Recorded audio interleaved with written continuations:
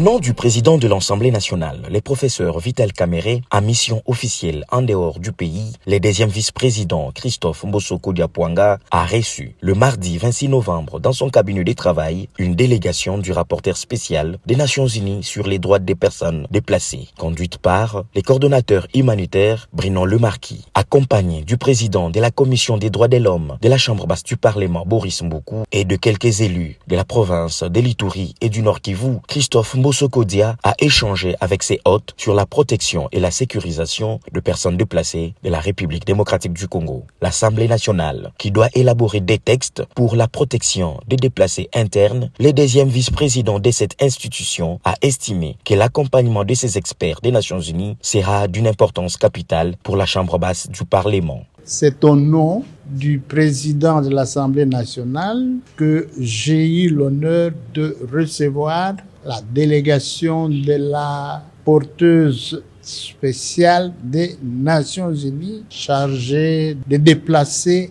internes. C'est à ce titre-là que je les ai reçus. Ce n'est pas une mission protocolaire, c'est une mission importante puisqu'il y a des textes que l'Assemblée nationale doit élaborer pour protéger les déplacés internes.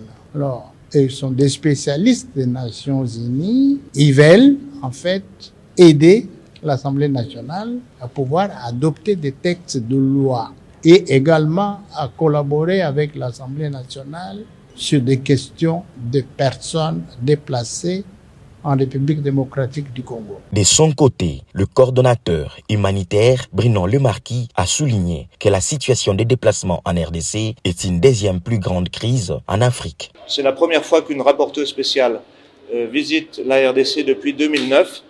C'est une mission qui est pour une semaine en RDC, à Kinshasa et ensuite dans les provinces de l'Est, à Goma, à Beni, à Oicha et à Bunia en Ituri. C'est une mission qui s'intéresse aux questions de protection de personnes déplacées. Vous savez bien la situation des déplacements en RDC. C'est la deuxième plus grande crise de déplacement de l'Afrique, avec de nombreux problèmes de protection.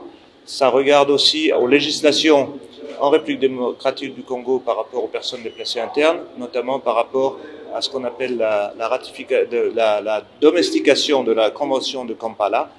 La mission va également s'intéresser à ce qu'on appelle les solutions durables, c'est-à-dire quand la paix revient, quand les conditions sont réunies, comment est-ce qu'on appuie les personnes déplacées à ce qu'elles retrouvent une vie normale, à ce qu'elles retournent dans leur village, ou bien à ce qu'elles s'installent où elles veulent s'installer.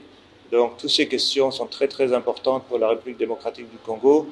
Nous espérons que cette mission va aider la République démocratique du Congo à avancer sur certains de ces sujets.